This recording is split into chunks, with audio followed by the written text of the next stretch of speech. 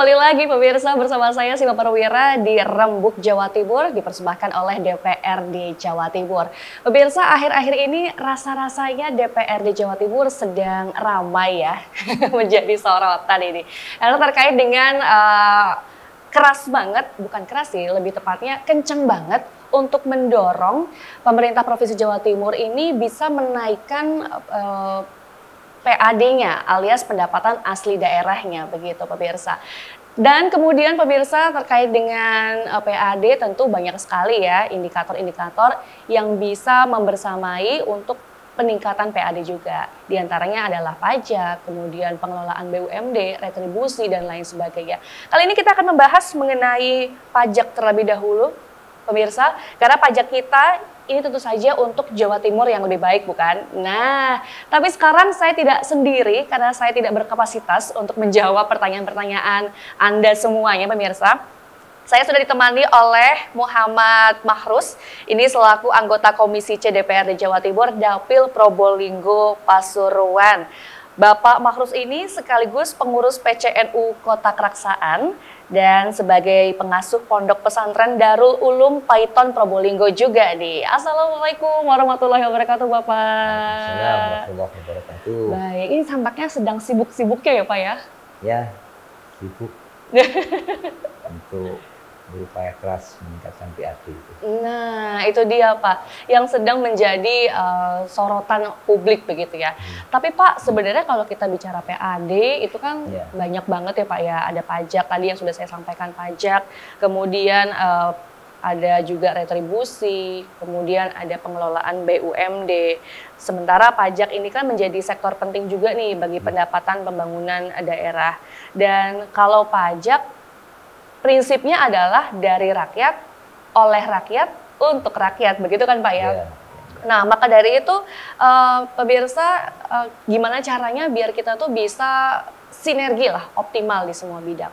Tapi masalahnya Pak, ini karena ada undang-undang HKPD ini, ya, ini yang membuat pemerintah daerah, terutama pemerintah daerah Provinsi Jawa Timur ini jadi rada ketar-ketir gitu Pak, untuk meningkatkan pendapatan asli daerahnya, karena ternyata dengan adanya undang-undang HKPD ini berpengaruh terhadap pemasukan pajak. Bagaimana menurut Anda Pak Mahrus?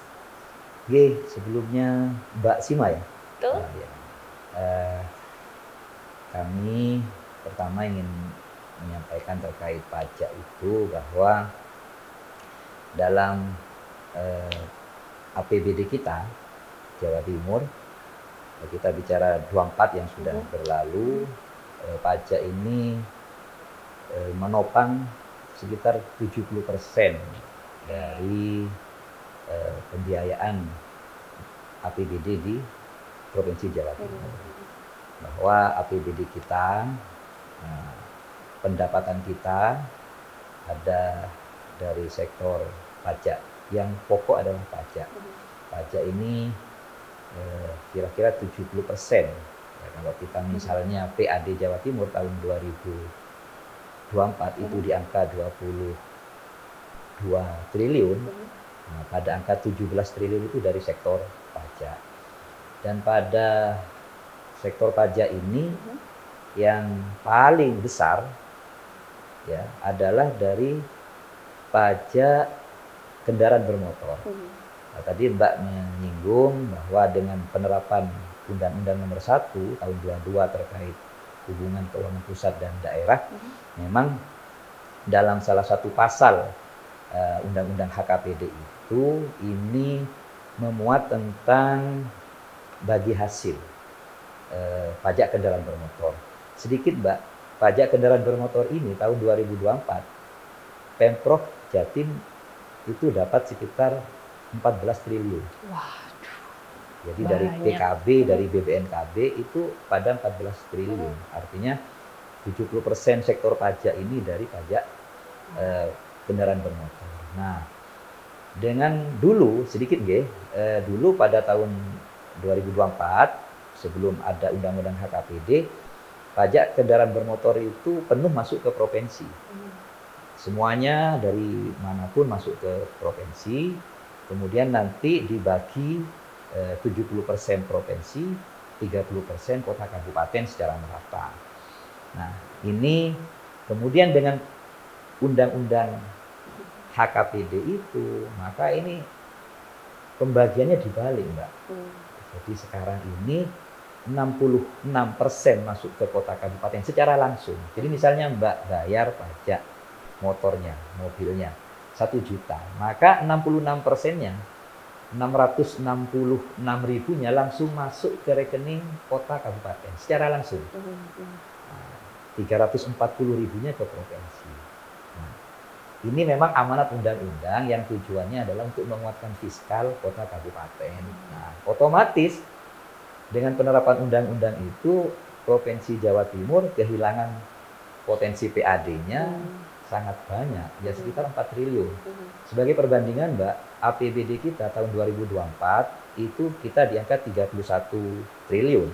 Walaupun dengan prestasi luar biasa, ini pendapatannya melampaui. Jadi kita di angka 34 triliun. Jadi kita nomor 1 di Indonesia, Mbak, dalam realisasi pendapatan daerah. Kita di angka 34. Ya. Nah, untuk tahun 2025 ini, karena tadi kita loss sekitar 4 triliun, maka APBD kita tahun 2025 itu di angka 28 sekian triliun. Nah, ini memang betul kata Mbak tadi bahwa ini memaksa kami, Komisi C yang memang fokus pada bidang keuangan, perpajakan, investasi, dan pengelolaan aset untuk memaksimalkan, ya, sehingga walaupun nggak nyampe 4 triliun, itu kita ya paling nggak bisa tidak terlalu banyak lah kehilangan potensinya itu. Nah, ini kaitan dengan tadi undang-undang HKPD itu. Jadi ya kita bisa membandingkan 2025 kita hanya 28 triliun, Pak, APBD kita. Bandingkan dengan 2024 itu 31 triliun. Kira-kira itu, Mbak. Baik, bukankah berarti itu hal yang bagus, Pak, sebenarnya kalau misalkan pemerintah pusat ingin pemerintah kota dan juga kabupaten itu bisa mandiri, jadi tidak terlalu bergantung dengan provinsi begitu, Pak? Ya, memang tujuan daripada penerapan undang-undang itu menguatkan fiskal di kota kabupaten. Walaupun pada prakteknya, Mbak, itu tidak semuanya dengan undang HKPD ini mendapatkan manfaatnya. Untuk daerah-daerah seperti Surabaya, Sidoarjo, Malang, memang ini luar biasa peningkatan PAD-nya. Contoh Surabaya. Surabaya itu untuk peningkatan pendapatan dari sektor bagi hasil kendaraan bermotor itu 600 miliar. Tetapi ada daerah-daerah, ada sekitar 16 kota kabupaten di Jawa Timur, justru dengan penerapan undang-undang HKPD ini, itu mengalami penurunan. Contoh, Sampang. Itu justru, walaupun dia dapat 66%, itu lebih kecil. Kenapa? Orang Sampang kalau beli kendaraan bermotor, nomornya masih Surabaya. Karena kalau dijual lagi masih mahal nomor di Surabaya. Otomatis pajak orang Sampang itu, mobilnya orang Sampang masuk ke Surabaya. Ini kadang yang bikin yang kaya makin kaya, yang miskin makin miskin. Cuma memang secara umum dari 38 kota kabupaten itu dengan penerapan undang-undang HKPD itu memang naik. Ada sekitar 14 kota kabupaten yang justru menurun. Jadi kalau di Kabupaten Probolinggo misalnya naik, tahun kemarin 2024 dari bagi hasil itu kita dapat 55 miliar. Sekarang kita 2025 itu sekitar untuk Kabupaten Probolinggo saja itu dapat 63 miliar. Baik. Nah, ini memang tujuan awalnya untuk meningkatkan fiskal dari kota kabupaten. Cuma ya tadi yang provinsi bingung, Mbak. Kita hilang 4 triliun, dapat mana ini? Betul. Nah, inilah tadi yang memaksa kita untuk memaksimalkan potensi yang ada. Padahal mungkin yang lain. Padahal mungkin 4 triliun tadi itu bisa dipakai untuk memeratakan begitu, Pak, ya, memeratakan fiskal di masing-masing kabupaten kota yang ada di Jawa Timur biar bisa rata begitu, Pak, mungkin. Ya, tujuannya ke sana. Tapi tadi pada faktanya memang ada beberapa daerah yang justru lebih sedikit dapatnya, Mbak. Ya, karena dulu gini, 30% itu dibagi merata. Itu loh. Jadi Surabaya, dengan Sampang itu merata. Nah, kalau sekarang melihat kendaraan asalnya, jadi orang Madura banyak nomornya Surabaya, bayarnya ke Surabaya. Gitu. Justru malah rugi ya untuk Kabupaten Sampangnya sendiri. Baiklah kalau begitu. Pak Mahrus, kita tahan sebentar. Jangan mana-mana pemirsa, kita kembali lagi selepas jeda.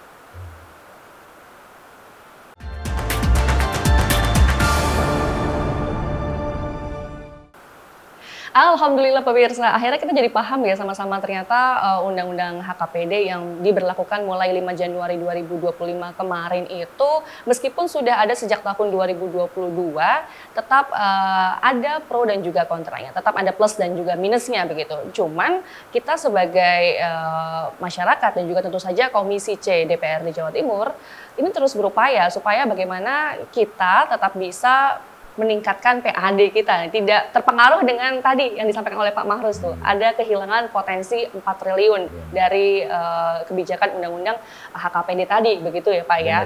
Nah kemudian Pak, kalau melihat plus dan juga minusnya, plusnya adalah untuk menguatkan keekonomian di masing-masing daerah sebenarnya ya Pak ya.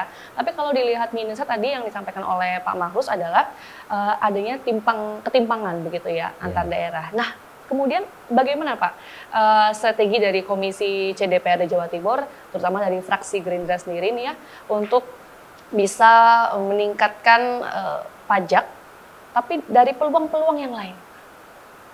Terima kasih Mbak. Jadi kita sampaikan bahwa pajak provinsi itu banyak Mbak. Paling nggak ada 5 pajak provinsi. Satu yang terbesar memang pajak kendaraan bermotor, bea balik nama. Kemudian yang kedua, kita punya pajak rokok, Mbak.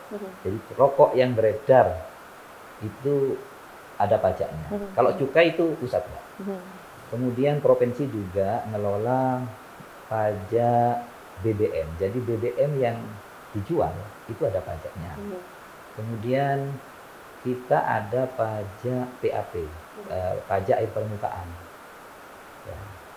Kemudian dengan penerapan HKPD ini kita juga punya pemasukan, Mbak, dari option MBLB.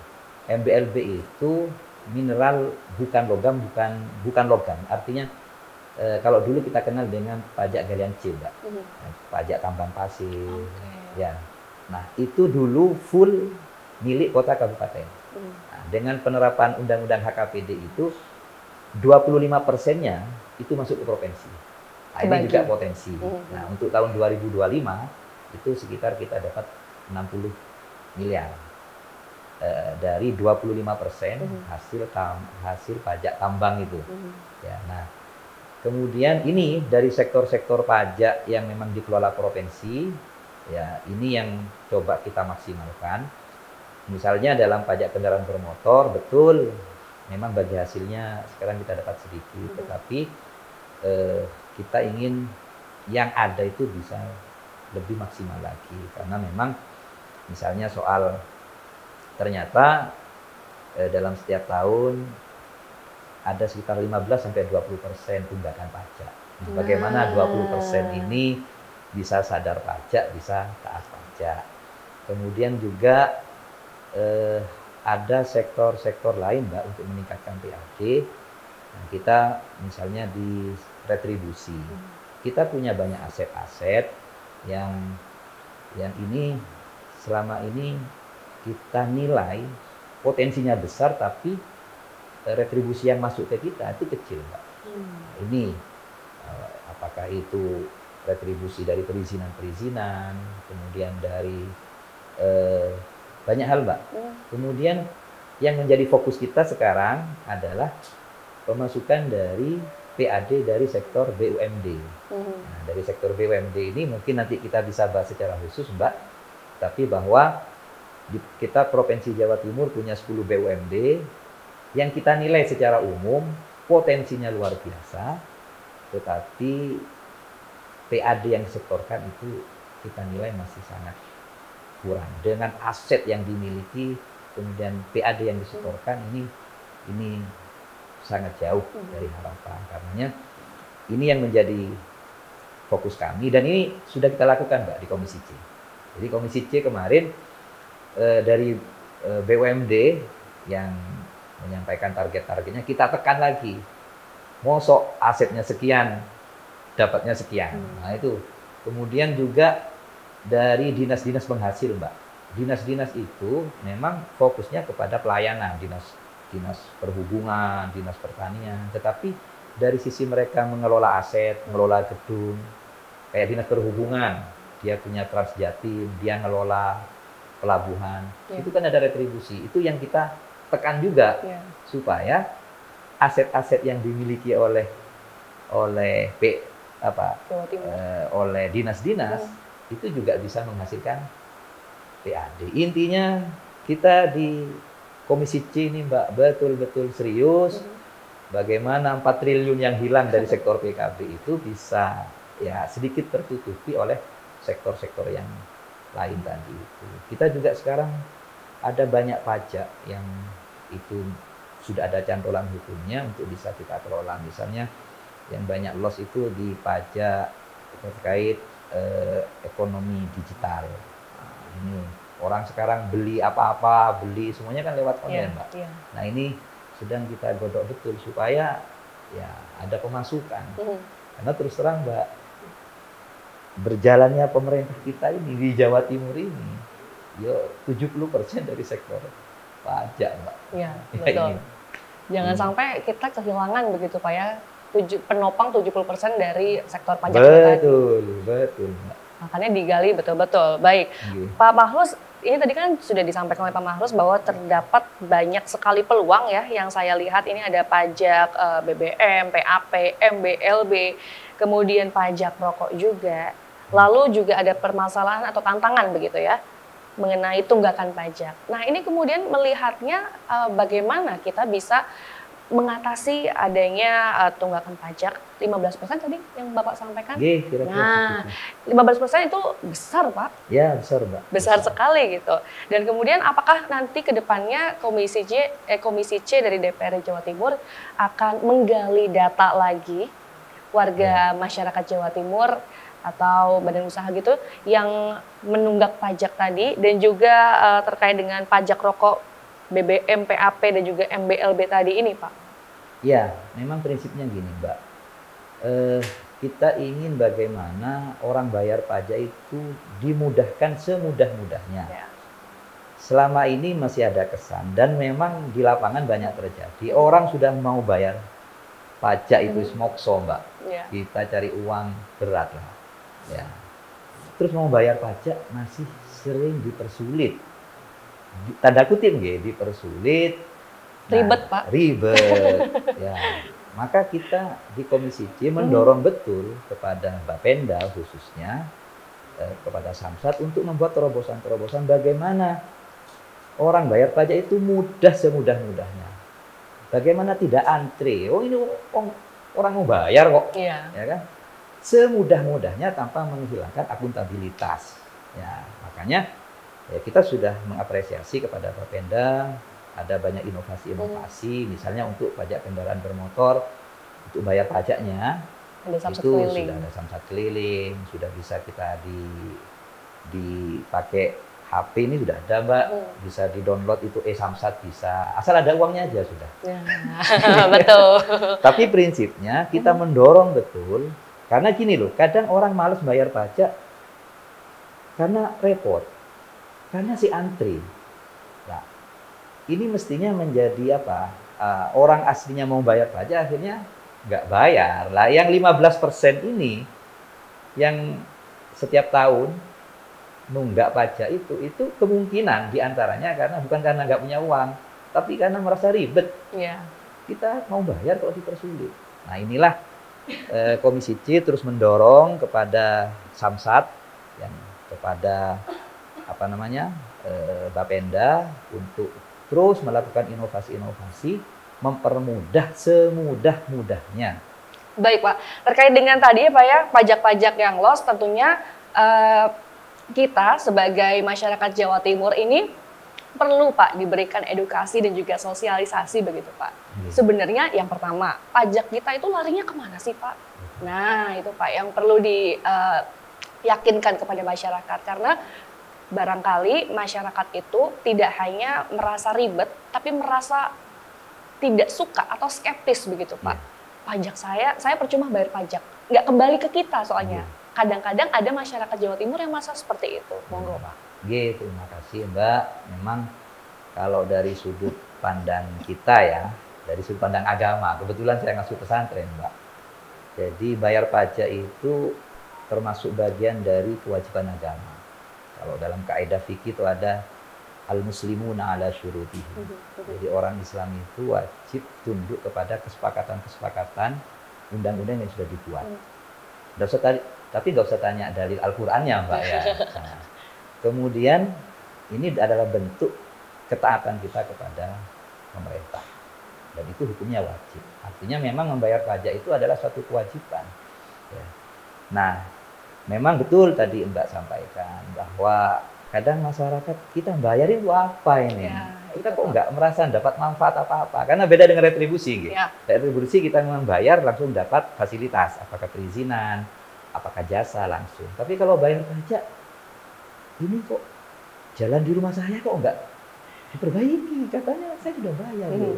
Makanya penting kita sampaikan bahwa pajak yang diberikan oleh masyarakat ini adalah untuk membiayai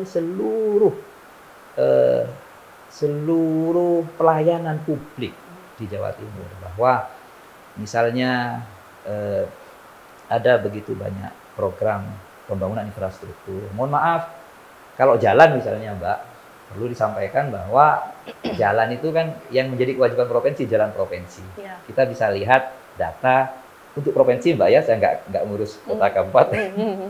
Itu 90% jalan provinsi itu mantap.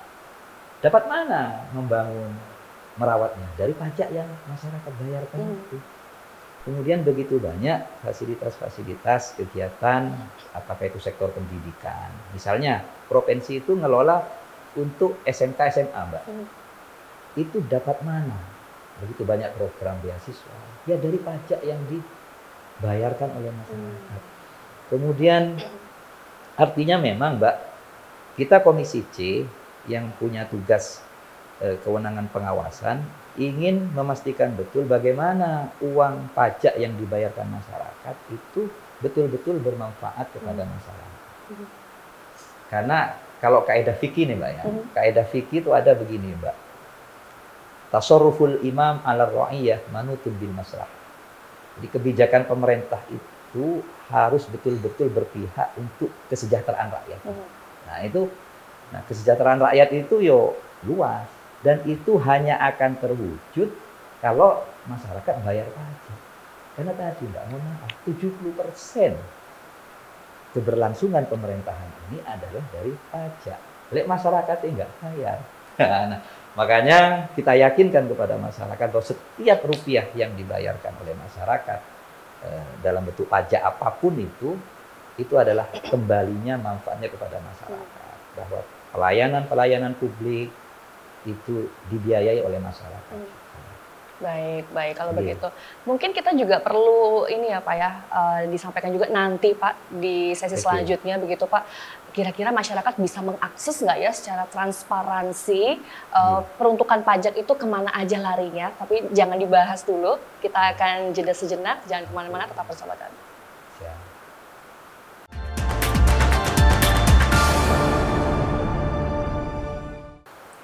Ya, jadi gitu ya pemirsa ya, bahwa ternyata pajak kita itu ya untuk kesejahteraan masyarakat Jawa Timur juga. Kalau mau tahu bukti konkretnya, sudah disampaikan sama Pak Mahrus tadi. Salah satunya adalah pembangunan jalan provinsi yang mantap betul katanya. Nah, Pak Mahrus. Tapi Pak Mahrus melihat ada tantangan dari sektor pajak gitu ya. Apalagi pajak tadi berkontribusi cukup besar untuk menopang perekonomian di Jawa Timur. Artinya apakah akan ada langkah strategis begitu Pak, misalkan kayak lobby negosiasi bagi hasilnya gitu Pak, dari Komisi C yang diperjuangkan agar setidaknya nggak nyampe 4T deh kerugiannya gitu. Terima kasih Mbak. Kalau terkait tentang pembagian porsi pajak kendaraan bermotor, saya kira itu memang sudah amanat undang-undang Mbak. Jadi 66% memang kota kabupaten, 34% itu provinsi. Itu sudah amanat undang-undang. Nah, namun kita bagaimana khusus provinsi, Mbak? Karena ini pajak kendaraan bermotor itu adalah pajaknya provinsi.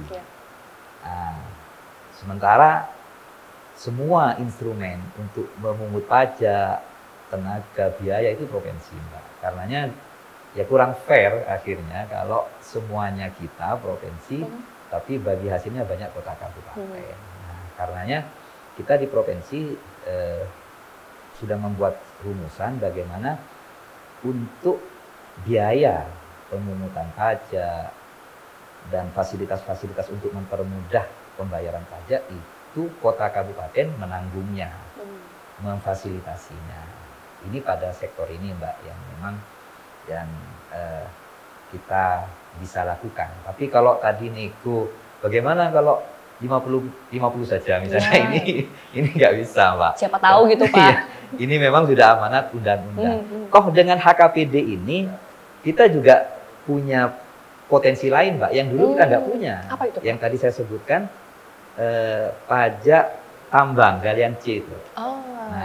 Itu dulu kita nggak punya, Mbak. Itu dulu murni kota kabupaten, tapi sekarang dengan penerapan undang-undang HKPD itu optionnya 25%-nya itu masuk ke provinsi. Nah, itu target 2025 itu kita mendapatkan 60 miliar, Mbak. Lumayan lah, lumayan. Kemudian ada pajak alat berat, Mbak. Ini juga baru yang ada di undang-undang HKPD itu. Nah, maka ya tadi, mana sektor-sektor yang selama ini belum tergali, kita akan maksimalkan. Kira-kira itu.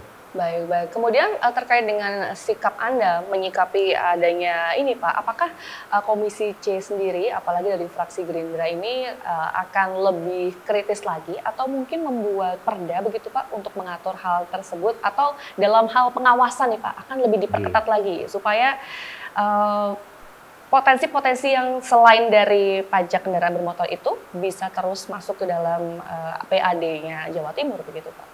Mbak. Jadi kita fraksi Gerindra ini adalah fraksi pendukung utama Ibu Gubernur. Nah, tentu walaupun demikian tidak menghilangkan sikap kritis kami, tentu yang konstruktif, bahwa sesuai tupoksi kami bahwa kami punya tugas pengawasan pada bidang inilah. Kita ingin memaksimalkan bagaimana target-target pendapatan, bagaimana program-program yang sudah ada dalam APBD itu bisa tercapai. Nah, saya kira kemudian juga kita ingin meminimalisir adanya penyimpangan-penyimpangan.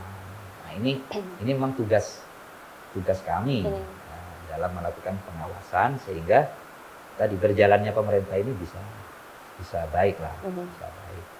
Saya kira itu, walaupun sekali lagi kami ini adalah partai pengusung utama Ibu Hovifah.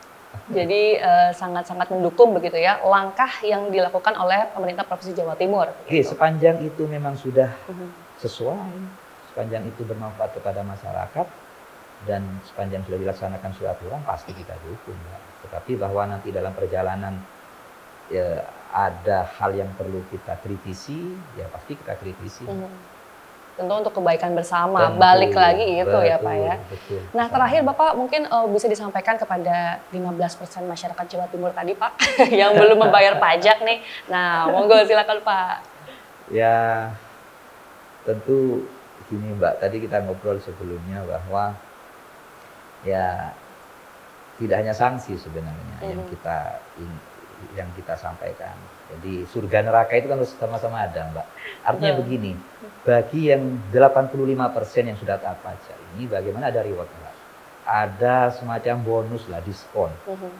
Ya, misalnya kita sudah sampaikan ke Bapeda, kalau bayar sebelum jatuh tempo kurang 3 bulan, kasih diskon misalnya, itu akan memberi semangat. Nah, khusus untuk yang 15% ini, Mbak, ya ini tentu butuh penyadaran, edukasi, dan pada akhirnya penegakan, Mbak. Ada sanksi. Makanya mohon maaf, misalnya ada ada operasi sepeda motor, itu memang bagian daripada bagaimana masyarakat itu bisa taat pajak. Ya, yang sudah sadar ini bagaimana terus bisa sadar, bahkan dikasih reward. Yang nggak sadar, ya disadarkan, Mbak.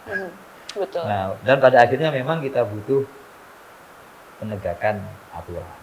Ya, karena kalau enggak juga, ya, sama aja bohong begitu ya, Pak ya, hanya teori belaka. Ya, dan terakhir Sosialisasi memang belaka. ingin kita yakinkan kepada masyarakat bahwa pajak yang dibayarkan itu adalah manfaatnya kembali kepada masyarakat. Ya, yang masyarakat dapat nanti adalah infrastruktur, ya, kemudian pelayanan-pelayanan publik. Intinya ke sana, Mbak. Yang Mbak sampaikan tadi, Baik. dari rakyat, oleh rakyat. Untuk rakyat. Baiklah kalau gitu pemirsa. Terima kasih Pak Marus bincang-bincang kita di podcast Rembuk Jawa Timur ini. Dan tentu saja pemirsa ingat ya, Anda yang 15% tadi menunggak pajak, jangan lama-lama pingsan ya.